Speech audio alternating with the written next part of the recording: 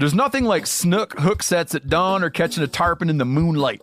Find your next fishing trip made easy on fishingbooker.com and experience the magic of the Sunshine State or any other destination on your fishing bucket list. Book a blue water adventure in search of sailfish or go snapper fishing with the kids. With over 6,000 captains and trips to choose from, planning your next one just got a whole lot easier. Download the Fishing Booker app on the Google Play or App Store or visit them online at fishingbooker.com to book your trip today. I'm sure a lot of you guys remember the old ceremonial hunting tradition of eating the heart out of the first animal you kill. Meat from those organs are among the most nutrient-rich foods on the planet. You can get those same benefits your ancestors craved via convenient daily capsules from Heart and Soil. Find out more at heartandsoil.co. And remember, use code MeatEater for 10% off your purchase. Welcome to the Wired to Hunt podcast, your home for deer hunting news, stories, and strategies. And now, your host, Mark Kenyon. Welcome to the Wired to Hunt podcast. I'm your host, Mark Kenyon. And today in the show, we're here for Rut Fresh Radio, in which we're getting updates from hunters all across the country on the latest deer activity, current conditions, and the tactics that can work for you right now.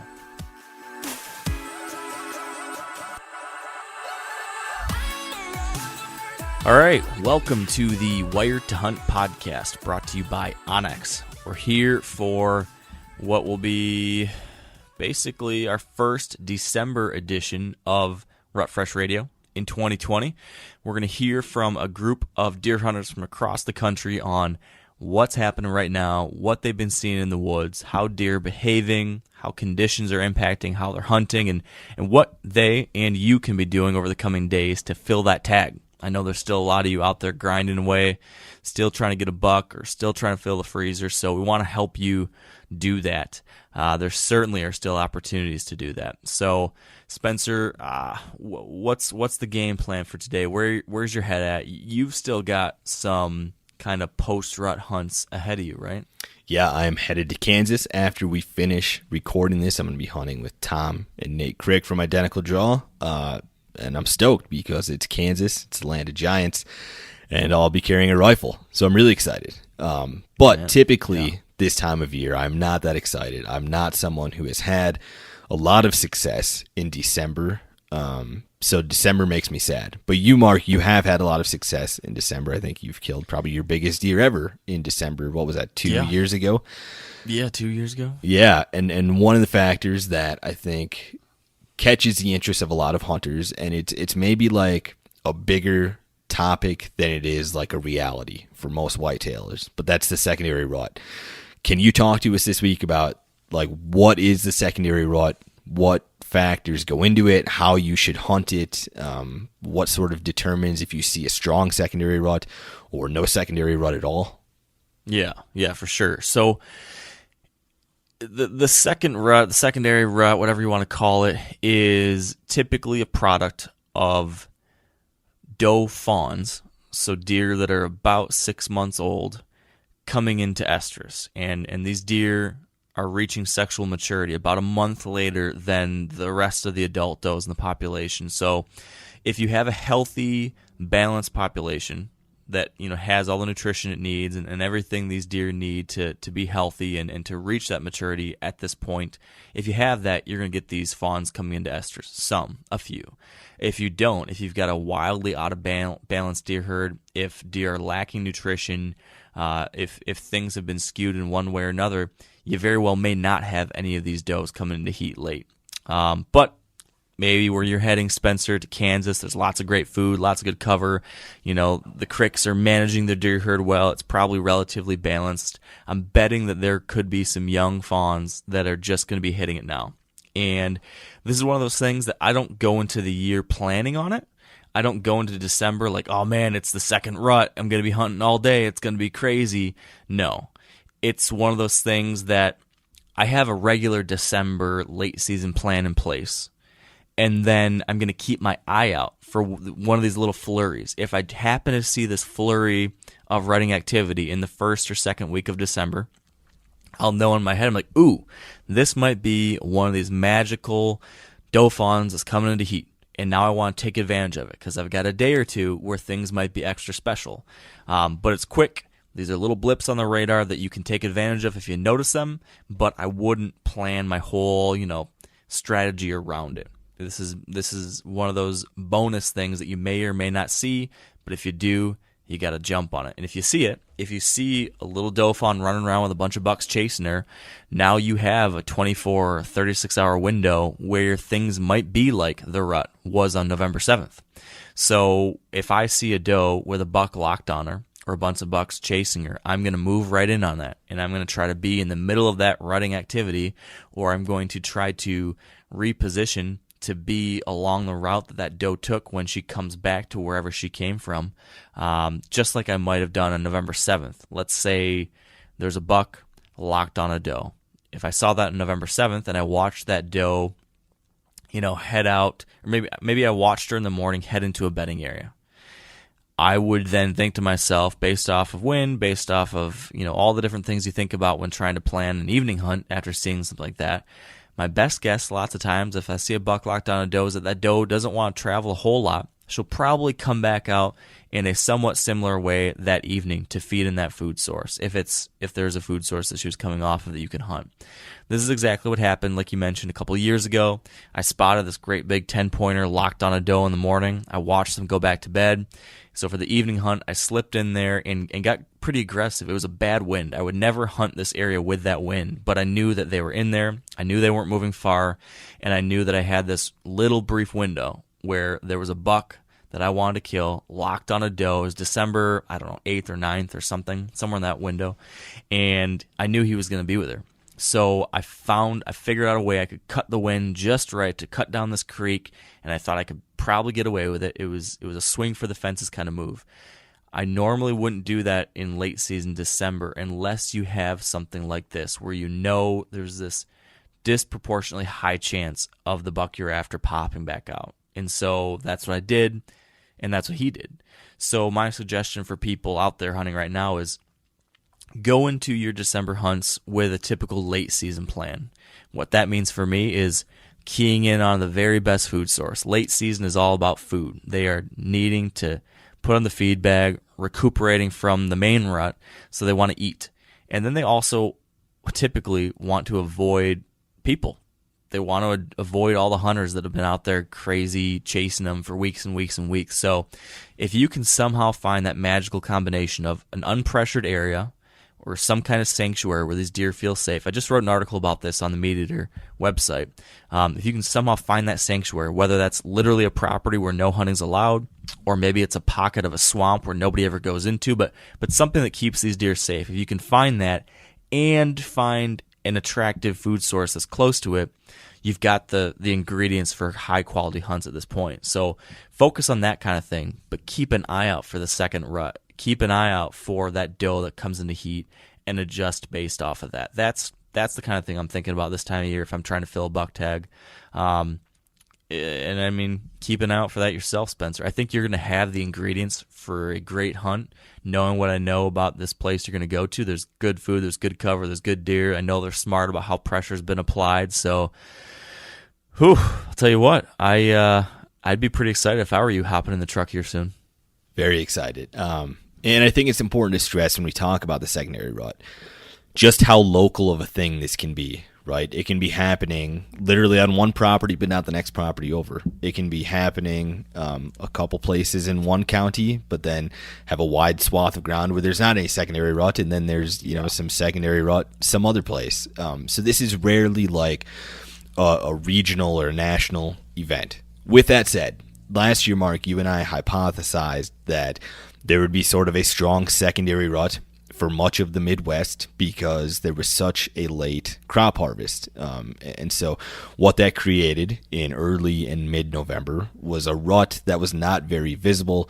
And we figured that with that meant that there was a better chance that some does went unbred and would cycle a secondary time. I say that because if last year this was something that you really witnessed, and you had thought like, oh man, how have I missed this in the past, that all these bucks are chasing in mid-December and there's this great rutting activity. If you were in an area that had standing corn that made it, to Thanksgiving or whatever, you may not witness that again in 2020. Yeah, it's a really important point. This is something that it's few and far between. So that's like the moral of this whole story is don't count on it, but keep an eye out for it. And if you see it, you got to pounce. You've got this little window. Jump on it, get aggressive, take advantage of it. But don't be disappointed if you never do see anything like it, because there will be plenty of you listening that will not see this at all. But there might be a couple that do. And I want to make sure that the couple of you that do know how to handle it and jump in there and get a crack at the deer you're after. So that's what I'm counting on, and I'm hoping for all of you. I'm tagged out here in Michigan as far as bucks, so I won't be taking advantage of that, but I do want to get out and try to kill some does. So I'm looking forward to finding some unpressured pockets near good food, but using this to fill an antlerless tag or two.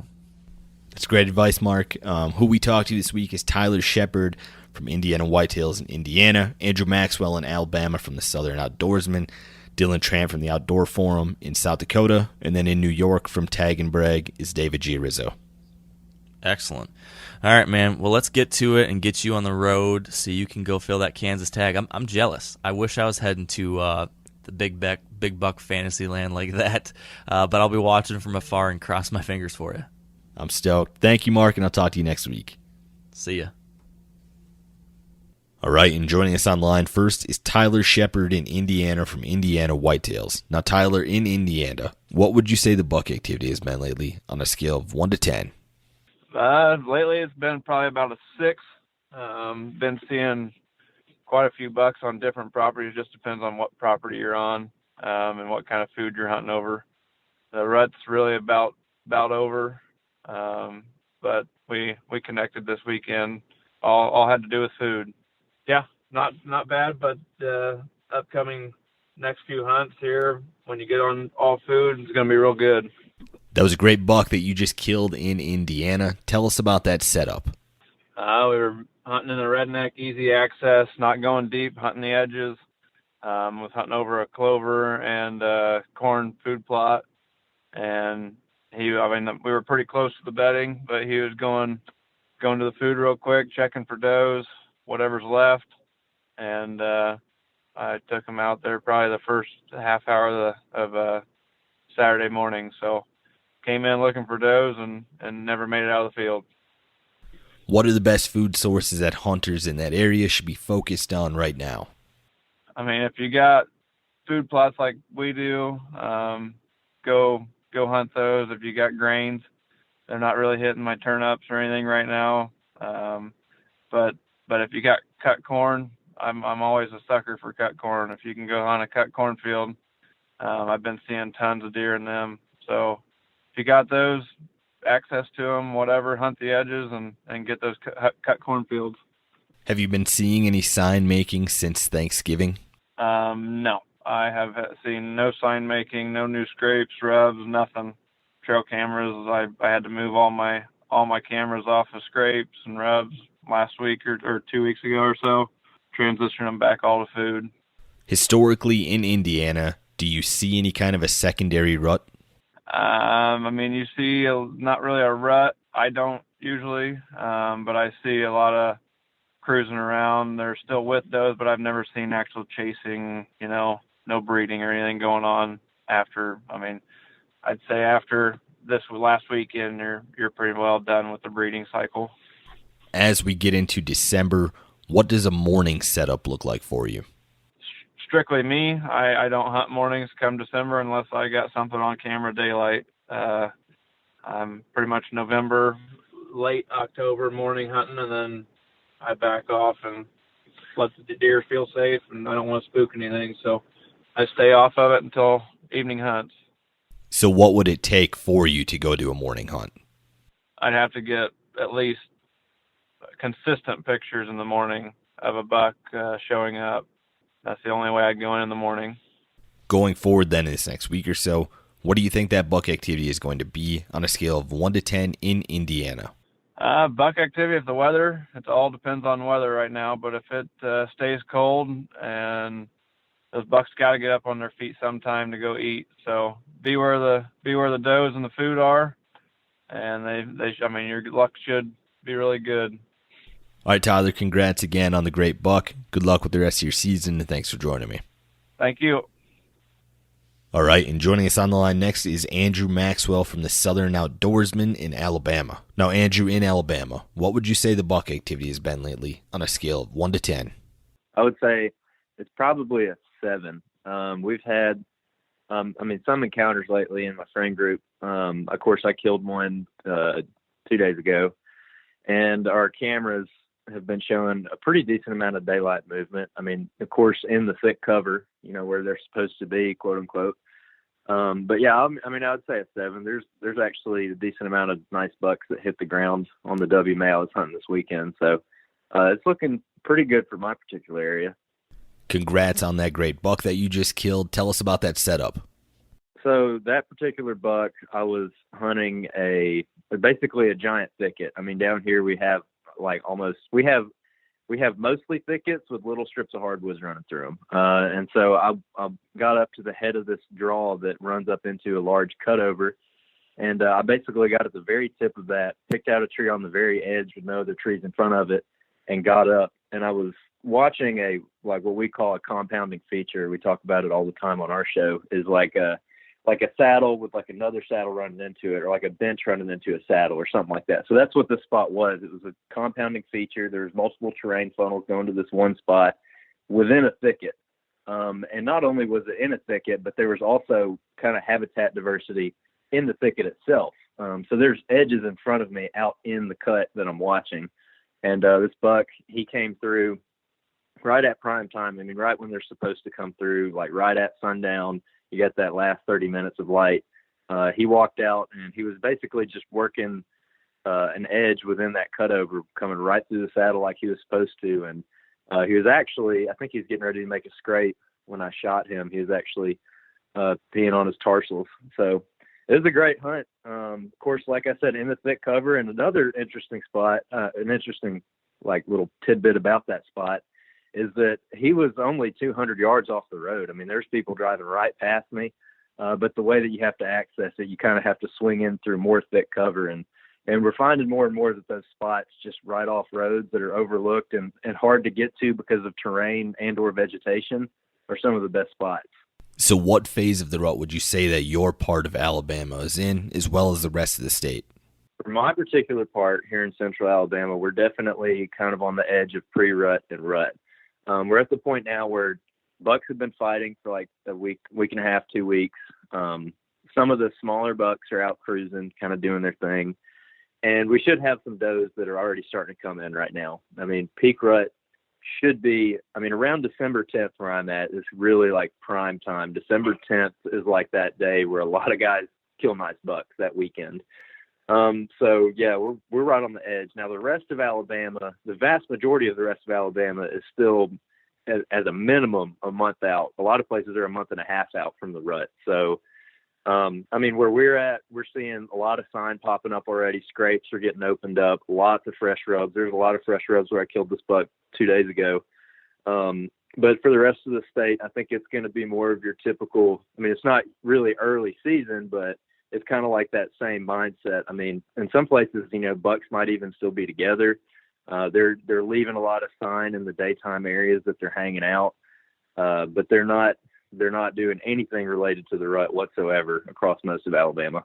You mentioned that the buck that you just killed was hitting a scrape. How much does sign making factor into your decision making this time of year in Alabama?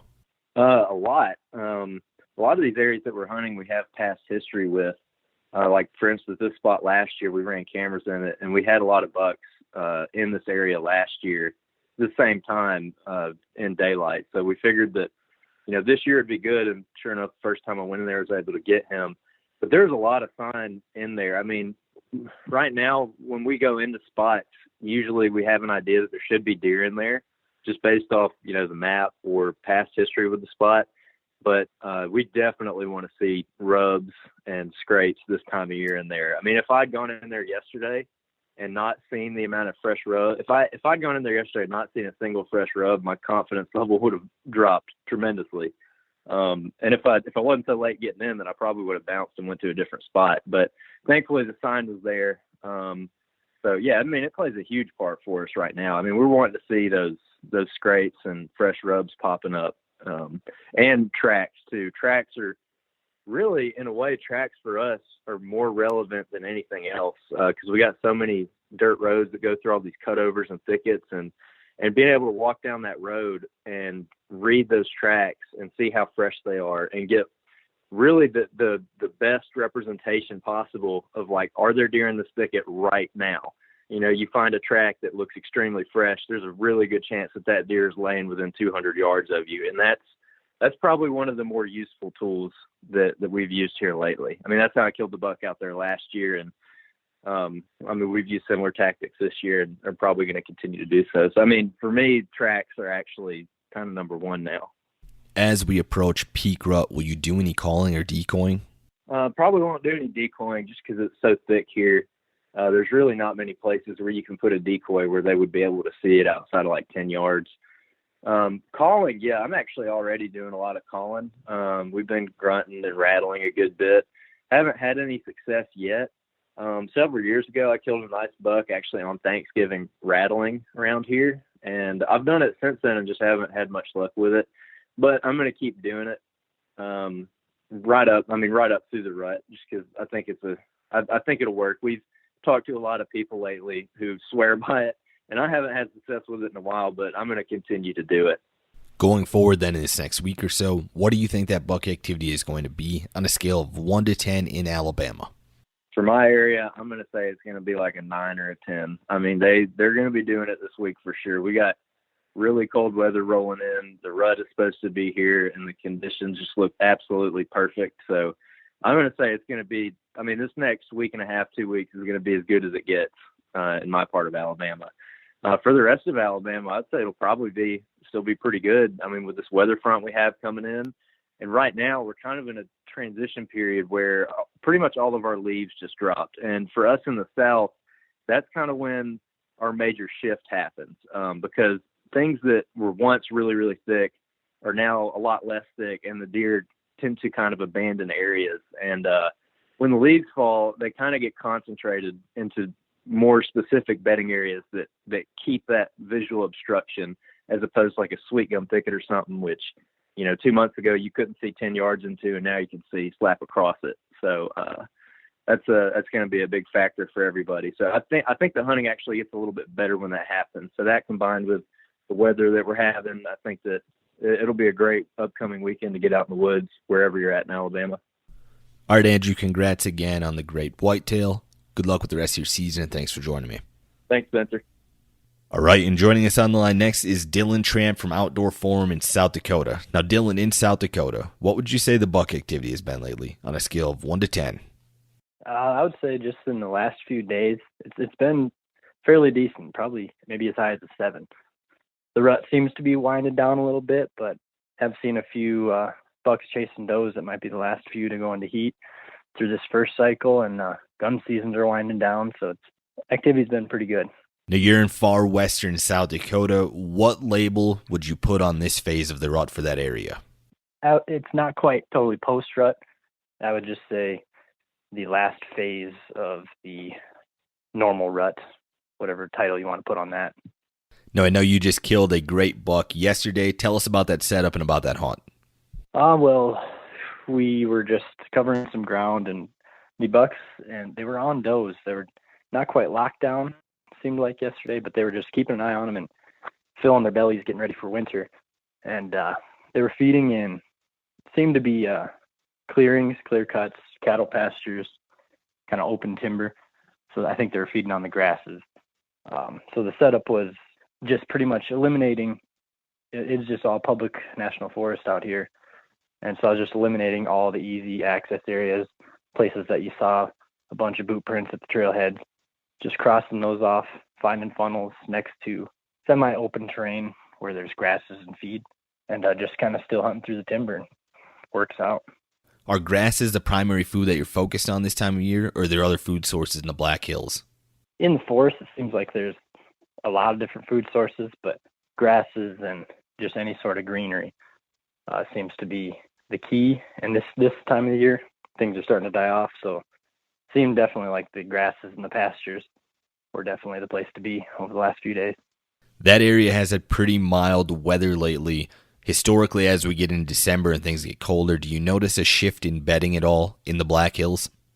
I don't think so in the conifers. I think the bedding will just mainly be dictated by hunting pressure, which should be winding down. But I think they just want to get away and be in the thickest cover available, which isn't.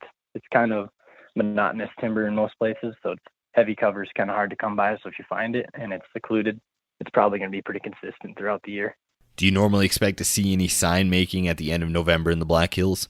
Sign making out here it doesn't get laid down too heavy. I don't know if it's because needle in the haystack, it's a big forest, and the deer concentrations are pretty high. The sign that I did see this weekend was definitely a few weeks old, so I don't really see it picking up a whole lot. But if you do find it, he's probably pretty close. With that high deer density, you'd expect some sort of secondary rut. Is that something that you typically witness in that area? Just like anywhere else, I think the last few that trickle into heat, or even the fawns that are old enough and put on enough weight to reproduce the first year, they're probably going to trickle in. I don't think it's a whole lot different out here than any other part of the state. So if you're in the right place and you happen to be by that yearling that comes into heat, deer activity could be a 10. Going forward then this next week or so, what do you think that buck activity is going to be on a scale of 1 to 10 in South Dakota? Buck activity, well, since the gun season is winding down across the whole state, the rut will also be winding down, so those might offset. I would expect still decent buck movement if you have the food and you have relatively unpressured ground. I'd put it maybe a strong 6. All right, Dylan, congrats again on yesterday's 5x5. Good luck with the rest of your season, and thanks for joining me. Thank you as well. All right, and joining us on the line next is David Giarizzo in New York from Tag and Brag. Now, David, in New York, what would you say the buck activity has been lately on a scale of 1 to 10? The past week, it's probably been about a 3. I think the bucks really ran hard up here for 3 to 4 weeks, maybe a little bit longer. We saw a lot of good rut activity at the end of October, early November, and quite honestly, I just think that they're wore out at this point. The scrape activity, the trail camera activity has literally come to a halt for us, and honestly, right now, we're just trying to gear up for late season. So you haven't seen much rutting activity since Thanksgiving? Not much running activity at all, and in the past, it's been completely different. We usually see a pretty solid, second rut activity, in between the 20th and the 28th of November. And for the past week or so, it has just been completely dead up here. What are the food sources that hunters in New York should be focused on as we get into December? Right now, it seems like a lot of the deer, especially the doe groups, are shifting to the grain. So whether it be beans or corn, we're getting a lot more colder weather in as of lately, and we're supposed to get a huge snow front tomorrow and Wednesday. So I think the shift to the grain, to that late season food source, is going to be necessary in the coming weeks. When that snow and cold is rolling into the Northeast, how does that change things for you as far as your setups go, deer hunting in New York? We've shifted all or a majority of our trail cameras back onto food sources. So, like I said, between the beans, the corn, and even the turnips, we've switched all or most of our cameras to food sources because we just really weren't seeing scrape activity at all. Moving forward, entry in and out of the stands are going to play a huge part in keeping the deer on your property. We're going to be hunting food sources. We're probably going to be hunting a lot from elevated box blinds because of the inclement weather. And it's going to shift to more of an evening hunt. We'll probably focus less and less on morning hunts as we move into December. Are you doing more mornings or more evening setups right now? You know what? We're kind of coming off that late rut swing where we're still hunting both. I hunted this morning. I actually saw 7 deer in the pouring rain this morning, which I was a little bit surprised of. But it seems like a majority of the deer movement is kind of shifted to that last hour before dark. And I mean, it's rifle season up here now too. So the humid and the hunting pressure definitely plays a part in that as well. Do you historically see some secondary rutting activity in New York? We do. The past couple of years, like I said, late November, even into early December, we've seen some late rut activity, and even from the fawns over the past couple of years, like there's still 2 fawns on our property that we see pretty regularly that have spots, like end of November. I mean, so you can only imagine when that doe was bred last year. So there's definitely some second rut activity. For whatever reason this year, it just seems like this past week, the later part of November and moving into December has been very, very dormant as far as the deer and specifically the big buck movement. Even on our trail cameras, it has come to a complete halt. After the rut and when gun seasons are happening, do you notice a shift in bedding in your area? Definitely. The deer, at least by us up in this big hardwoods, they typically will flock to the hemlock thickets for the thermal cover. So, I mean, they'll spend a majority of their day in those hemlock thickets. We've got some beaver swamps and stuff, some real gnarly thick stuff that they'll go into also, but definitely kind of focus our attention on the food and then the hemlocks, because it seems like, you know, the travel corridors between the two are great also, because that's where the deer are staging. Going forward then in this next week or so, what do you think that buck activity is going to be on a scale of 1 to 10 in New York? I think in New York, you know, we'll see a shift to like 6 or 7, and that's basically just because of the weather. As soon as the snow hits up here, these deer are going to be, you know, their main focus is going to shift to the food. I think we're going to see a lot more activity on our food plots, specifically with the bucks coming out of their little holes and stuff for the last week or so and shifting to try and recoup and revitalize themselves from the rut. So with the major weather front that we have coming in, I would say the buck activity up in New York is going to be a 6 or 7 in the coming week. All right, David, great info. Good luck with the rest of your season. Thanks for joining me. Always. I appreciate the time. And that concludes this week's episode of Rut Fresh Radio. Thanks to Tyler, Andrew, Dylan, and David for joining me, and thank you guys for listening. I hope you get to witness some of the secondary rut action that magically appears in early December. And as Mark Kenyon has said in the past, the late season can be the great season. I will talk to you guys next week. Stay warm, good luck, and until then, stay wired to hunt. I'm sure a lot of you guys remember the old ceremonial hunting tradition of eating the heart out of the first animal you kill. Meat from those organs are among the most nutrient-rich foods on the planet. You can get those same benefits your ancestors craved via convenient daily capsules from Heart and Soil. Find out more at heartandsoil.co. And remember, use code MeatEater for 10% off your purchase. After 3 years of work, our follow-up to the Meat Eater Fish and Game Cookbook is here. It's the Meat Eater Outdoor Cookbook, wild game recipes for the grill, smoker, campfire, and camp stove. Here is your book for everything that's best cooked or eaten outside. From grilling to open fire cooking to Dutch ovens to smokers to barbecue to backpacking meals to how to pull off the perfect fish fry, with pit stops along the way for lessons about Ice Age cooking methods and the best 5 ways to construct a cooking fire you can be proud of. And of course, we're focusing on wild game and fish here with over 100 recipes, including stuffed venison burgers 3 ways, wild duck with ahi verde sauce, a jerky made with cola, a gin and tonic made with fire-charred lemons, and grilled frog legs made with a sticky sweet sauce. This ain't your normal cookbook, so be prepared to be surprised. Get your copy now. For more info, visit themeateater.com or buy it wherever books are sold.